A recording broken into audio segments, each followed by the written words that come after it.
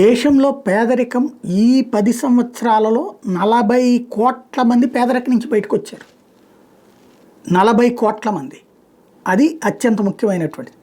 అలాగే దేశంలో ఇవాళ ఉచిత ఇళ్ళు, ఉచిత రేషన్ లాంటి వాటి ద్వారా అనేక మార్పులు జరుగుతున్నాయి.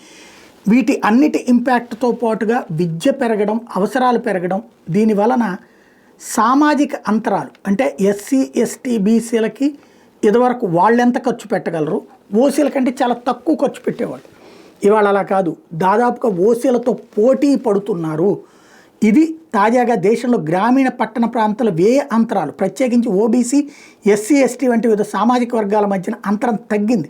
2022-23లో మొత్తంగా ఇది 71.2% ఉంటే 23-24 69.7% తగ్గితే 11-12లో ఇది 83.9% ఉండేది.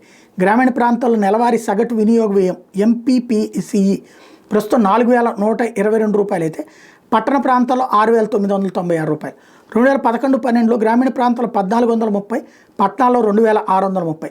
ఇది కేంద్ర గణాంక మంత్రిత్వ శాఖ చెప్తున్నటువంటి లెక్కల్లో ఎస్టీలు 2023-24లో గ్రామీణంలో 3363 ఖర్చు పెడుతుంటే ఓబీసీలు 4206 ఖర్చు పెట్టగలుగుతున్నారు. అంటే జస్ట్ ఇద్దరి మధ్యన ఉన్నటువంటి తేడా 900.